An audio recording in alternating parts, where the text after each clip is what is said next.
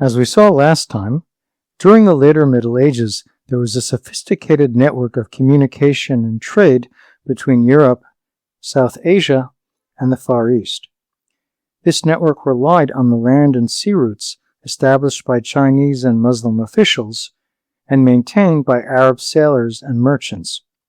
But beginning with Portugal in the 15th century, Europeans also began to establish their own independent connections with Africa, the Byzantine Empire, and South Asia.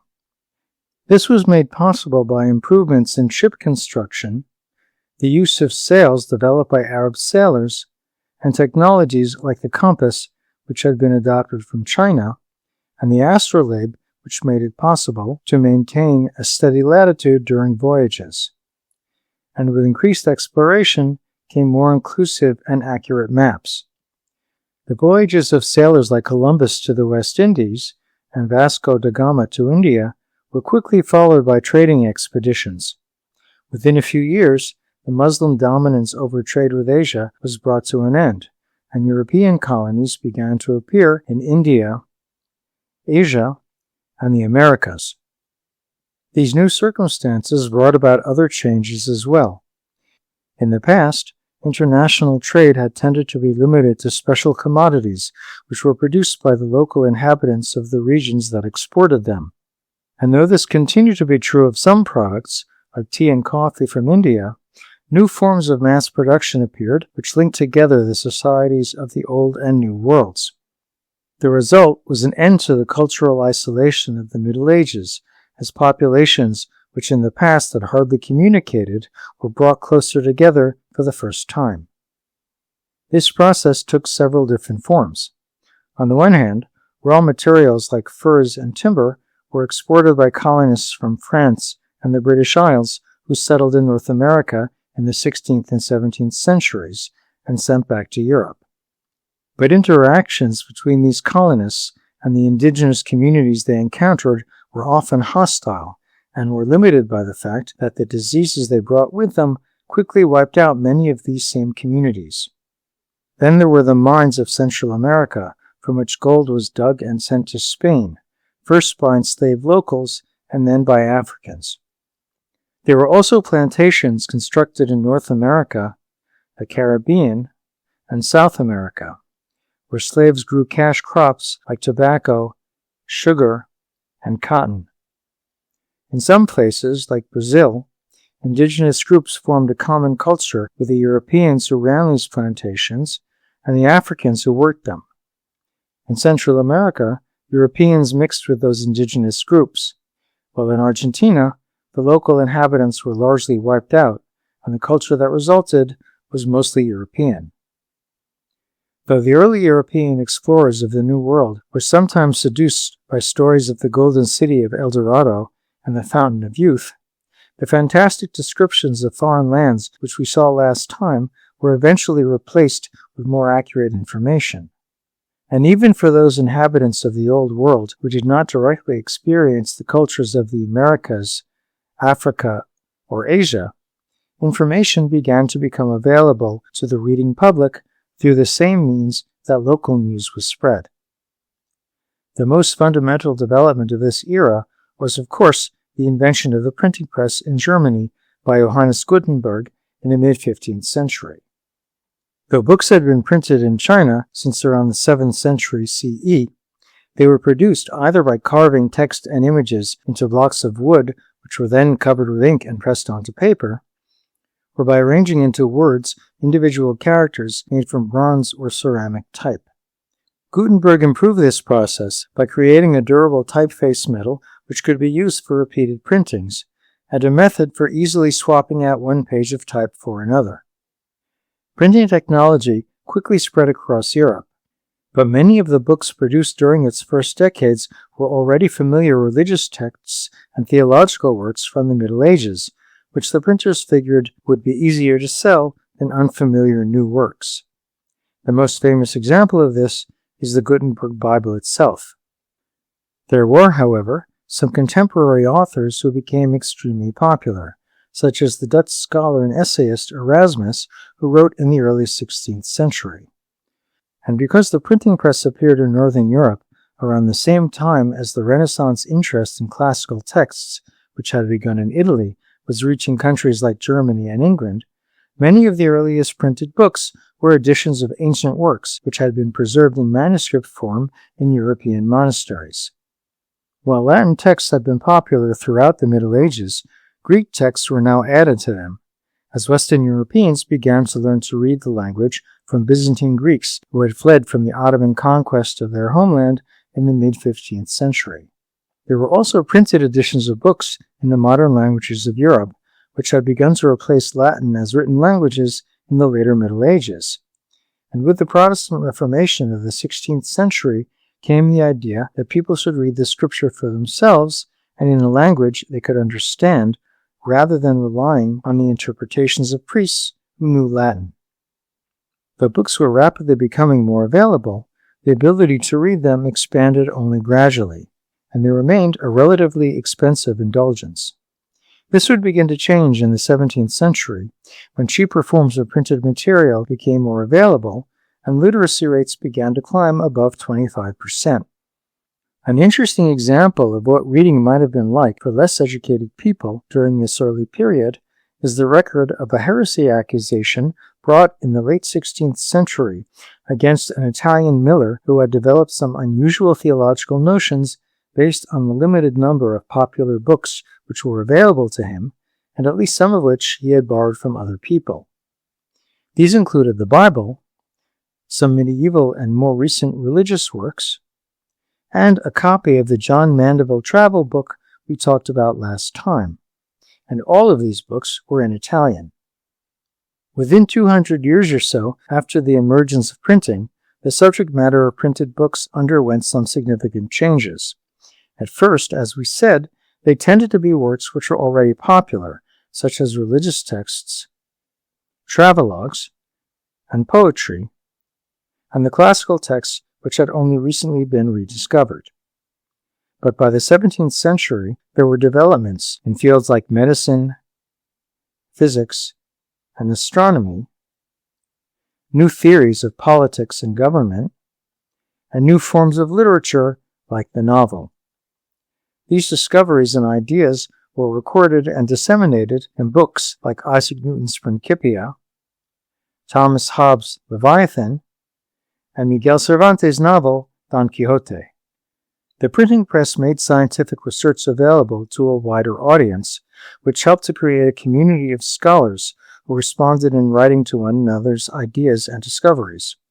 For example, the letters of a 17th century English mathematician named John Collins, who often shared the discoveries of his colleagues with one another in an era when scientific journals were only just beginning to appear, played an important part in the controversy over whether it was Newton or the German Gottfried Leibniz who had first invented calculus. There were other books from this period which addressed current societal issues and controversies. One such book, printed in the mid-16th century, was an account of the mistreatment of the indigenous people forced to work in Spain's mines in the West Indies, which was written for the Spanish king but became widely read across Europe, and led to improvements in the conditions of these workers. Within a little more than a century after the invention of printing, written materials other than books began to be published.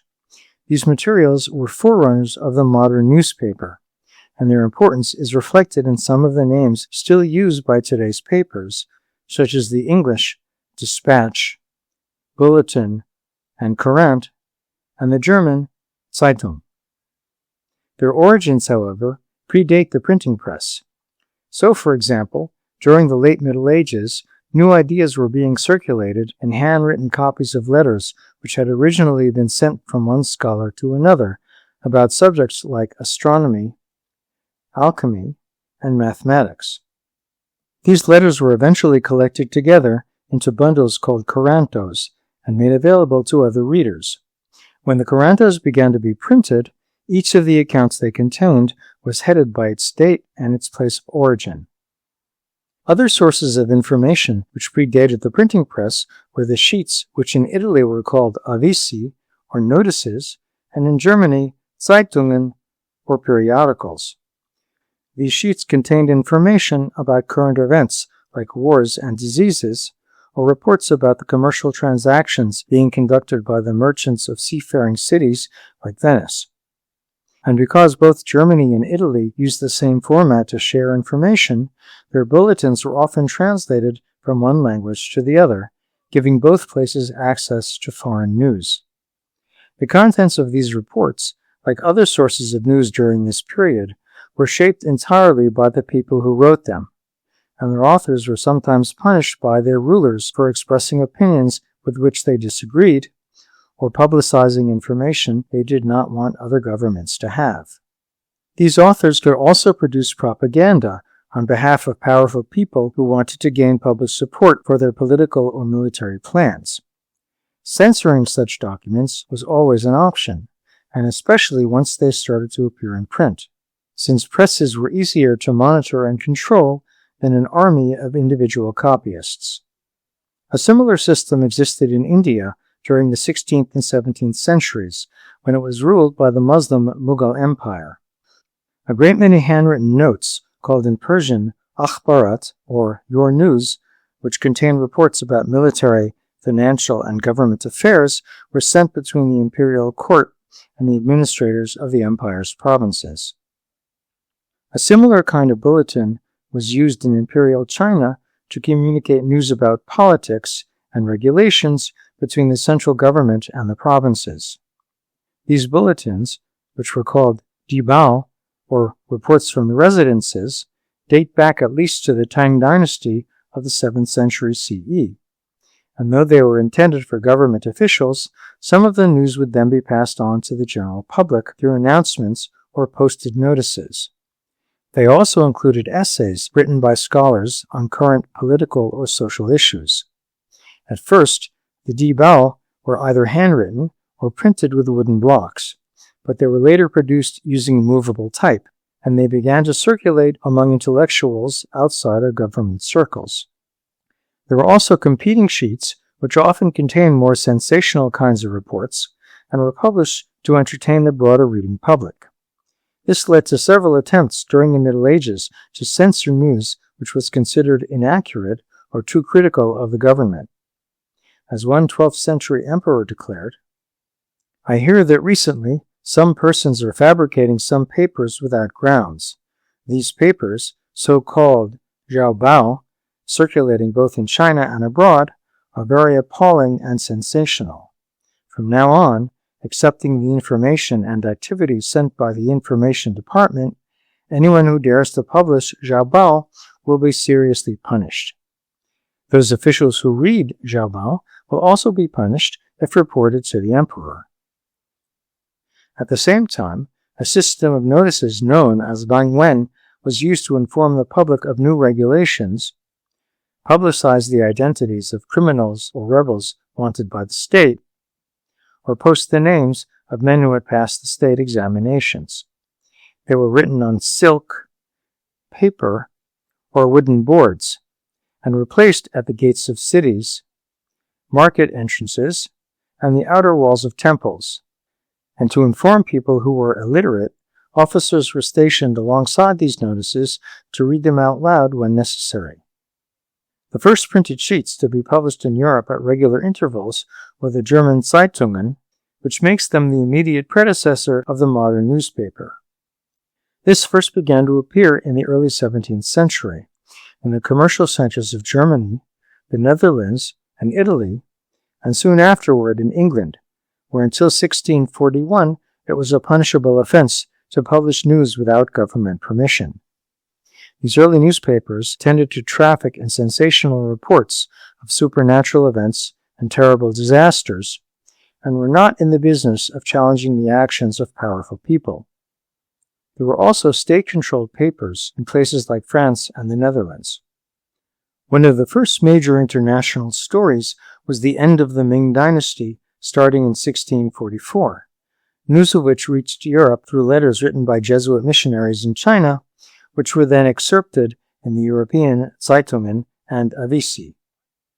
In England, early newspapers served as the overt mouthpieces of various political factions. During the English Civil War of the mid-17th century, various newspapers represented the positions of both the monarchy and the parliamentary faction, which for a time replaced it. Until 1695, they required a government license to operate. But once this policy was ended, a great many more publications began to appear. Early in the 18th century, the English government invented a different form of control over papers in the form of a tax, which made them too expensive for the lower classes. This was intended to suppress working-class publications, which were considered dangerously radical. By the late 18th century, newspapers in America and France were playing an important part in the revolutions against royal authority. Shortly before that, the principle of press freedom had been established. Though in Germany, government limits on this freedom remained common, while in France, the period of political turmoil after the revolution was often characterized by state censorship. During this same period, another type of publication was being printed and sold. This was the pamphlet, which was popular throughout Europe and North America as a way of offering political and social critiques to the public. Unlike newspapers, which were bought on subscription, the pamphlet was a one-time purchase, and instead of brief reports, it offered the reader an extended argument in favor or against a current policy or practice. It also allowed the reader to express their opinions anonymously, as the 18th century Irish writer Jonathan Swift did in his essay, A Modest Proposal, in which he satirized England's indifference to the poverty of Ireland by suggesting that the English should import its babies as a cheap and nutritious source of food. Beginning in the early 18th century, English publications like The Spectator began to appear. These were sheets published several times a week, but unlike newspapers, they were interested not only in politics, but in the literary culture of the time. And they contained not only articles, but longer essays which critiqued current social standards, reviewed recent books, and discussed moral and philosophical issues. One of the more important contributors to these publications was the essayist and lexicographer Samuel Johnson. A lot of the popularity of these journals, along with newspapers and pamphlets, came from the fact that they were being read in coffeehouses. Coffee had become popular across the Ottoman Empire during the 16th century and reached Europe later in the 17th. And because it arrived in the form of beans which had to be roasted, ground, and brewed, it could not be prepared at home. In cities like Istanbul and Damascus, coffee houses became centers of speech-making and discussion. And because they were places where people from different social backgrounds met, they became a sort of educational institution for those who were not able to attend schools. There were also places where people who could not read or could not afford newspapers were able to learn about current events. Ottoman coffee houses were also hotbeds of political opposition and rebellion, and the government sent agents there to find out what the public thought about its policies. There were even a few attempts to regulate or ban these shops, though in the end they were not successful. The European coffee houses of cities like London, Paris, and Vienna served a similar function. Though alcohol was not prohibited there the way it was in Muslim countries, it did tend to be associated with leisure and immorality, whereas coffee tended to be associated with hard work and discipline. As in the Ottoman world, these shops were centers of intellectual discussion known as penny universities, and they provided reading materials to those who could not afford them. The members of the Royal Society, which became Britain's most important institution of scientific scholarship, met in its early years at a London coffee house called the Grecian. Coffee houses were also meeting places for political resistance, a role they played in both the American and French revolutions. The Café Procope in Paris, for example, was frequented by the satirist Voltaire, the encyclopedist Diderot, and the revolutionary Robespierre. And the Americans, Franklin and Jefferson, went there when they lived in Paris. In England, the coffee houses, like many of the newspapers which were read there, were centers of anti-royal sentiment, and Charles II, who restored the monarchy in 1660, tried to suppress them, and issued 2 proclamations to restrain the spreading of false news and licentious talking of matters of state. As in the ancient and medieval worlds, the people of this era still needed to come face to face in order to do business. And as the coffee houses of England were a convenient point of contact, they soon became the birthplace of several financial and journalistic institutions. The insurance giant, Lloyd's of London, began as a coffee house of the same name, where people began to gather to pool together the investment necessary to fund commercial ocean voyages. Another house, called Jonathan's, became in the mid-18th century a center of stock trading, which eventually developed into the London Stock Exchange. Alongside these many forms of public information, the early modern period also developed the first system of organized private correspondence. As we saw in our last two lectures, private letters had always been delivered by paid messengers or merchants who traveled established routes across Europe, Asia, and the Middle East. But now, for the first time, states began to establish regular postal services for the use of both businesses and private individuals.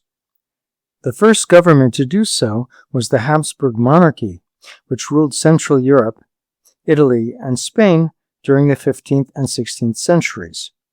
And for around 300 years, it contracted the members of a single aristocratic German family to run a postal service which delivered mail throughout its domains. Like the message services of earlier states, like the Mongol Empire, the Imperial Reichspost constructed a series of stations where horses could be changed to assure the speed of delivery. But unlike those earlier empires, it set standard fees for its services, which depended on the weight of the parcel and the distance it was being sent. It also established regular delivery routes. For its first few years, this postal service was limited to government officials, but by the 16th century it was open to the general public. A similar scheme began in England in 1635, when an existing service called the Royal Mail, which linked London to a number of other towns within the country, was open to the general public. The running of this service was contracted out by the king as a for-profit business to a series of private individuals. This changed in 1711 when the government took direct control. Letters would go out 3 times a week, and the fee, which varied according to the length of the letter and the distance it had to travel, was paid by the recipient. Mail could be delivered to a local post office or to a retail establishment like a coffee house. By the late 18th century, direct delivery to private addresses became the norm, and boats were being used to bring letters to Ireland and Scotland, and even farther away to the Netherlands and France. Within France, mail delivery began as a service for the royal court, though by the 17th century it was being used by the public, and set fees were established. The service remained a semi-private company until after the French Revolution, when it was taken over directly by the government, and though in the past it had been common for the royal authorities to read the mail entrusted to them, the postal system of the new French Republic guaranteed that letters would remain confidential. The expanded communications of the 16th and 17th centuries were the result of several developments. Technological innovations like better ships and the printing press, a growing familiarity among societies which in the past had had little or no contact with one another, and the growth of sophisticated organizations which made the sharing of information easier and more efficient. And as we'll see next time, these technological and social changes would only accelerate in the 19th and 20th centuries, bringing the world together in ways it had never experienced before. Thanks for listening, and please remember to like and subscribe.